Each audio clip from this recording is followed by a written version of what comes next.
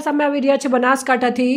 ડીસાના ધારાસભ્ય પ્રવીણ માળીનો મંત્રીમંડળમાં સમાવેશ। ભૂપેન્દ્ર પટેલની 3.0ની સરકારમાં મંત્રી તરીકે પ્રવીણભાઈ માળીનો સમાવેશ। પ્રવીણભાઈ માળી ડીસા બેઠક પરથી ભાજપના મેન્ડેટ પર વિજય બન્યા હતા। આજે ભૂપેન્દ્ર પટેલની સરકારમાં મંત્રી પદ મળતા ડીસાવાસીઓમાં ખુશીનો માહોલ। પ્રવીણભાઈ માળીના પિતા ગોરધનજી માળી અગાઉ ગુજરાત સરકારમાં જળ નિગમ મંત્રી રહી ચૂક્યા હતા। આજે ફરી એકવાર પ્રવીણ માળીને મંત્રી પદ મળતા પરિવારમાં ખુશીનો માહોલ।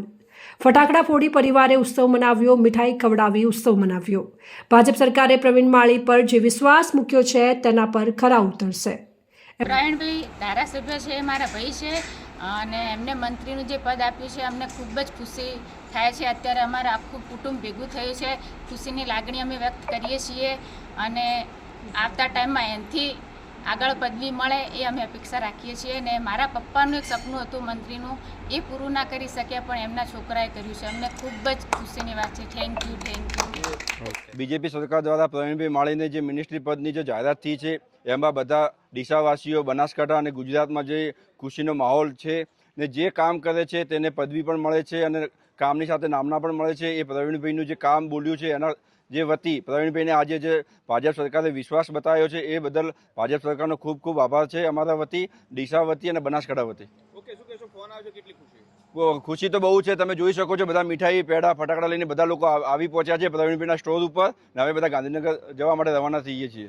મારા દીકરો ધારાસભ્ય है, मंत्री बढ़िया है, हमें खूब खुशी हो, हमें मनकोरी सेवा करे है ने खुशी खुशी मारा आखो परिवार खुशी खुशी है। दीकरा बोतरा वो हैं खुश खुश है ने सेवा करे है लोगोरी। आद्य हरके आई है हैंगो न हरकવું है સાબરો બેટો આગળ વધ્યા है। આજે આપણા લોક લાડીલા એવા ધારાસભ્ય શ્રી પાણીદાર ધારાસભ્યશ્રીને આજે મિનિસ્ટ્રી પદ માટે જે સિલેક્શન થયું છે તેમાં બનાસકાંઠા જિલ્લાનો, ડીસા તાલુકાનો અને ગુજરાતનો જેને કામને વખાણ્યું છે સરકારે, જે બીજેપી સરકારે કામ જોયું છે, પાણીદાર ધારાસભ્ય તરીકે પાણી ઉપર જે ફોકસ કરી અને સિલેક્શન કર્યું છે તો એ ધારાસભ્યશ્રીના કામને જોઈને વિકાસ કર્યું, એ સિલેક્શન કર્યું છે તે બદલ ભાજપ સરકારનો ખૂબ ખૂબ આભાર। અને બનાસકાંઠા જિલ્લાનો વિકાસ હજી પણ આગળ લઈ જાય, ગુજરાતનો વિકાસને એક દેશ લેવલે લઈ જાય તે માટે મિનિસ્ટ્રી પદ માટે સિલેક્શન થયું છે તો પ્રવીણભાઈને ખૂબ ખૂબ અભિનંદન, તેમજ ગુજરાત સરકારનો બી ખૂબ ખૂબ આભાર જેમને સિલેક્શન એવા વ્યક્તિ યુવાનને બી કર્યા છે તે બદલ ખૂબ ખૂબ આભાર। આજે ગુજરાત સરકારના મંત્રીમંડળમાં ડીસાના ધારાસભ્ય શ્રી પ્રવીણભાઈ માળીનો સમાવેશ કર્યો છે ભારતીય જનતા પાર્ટી।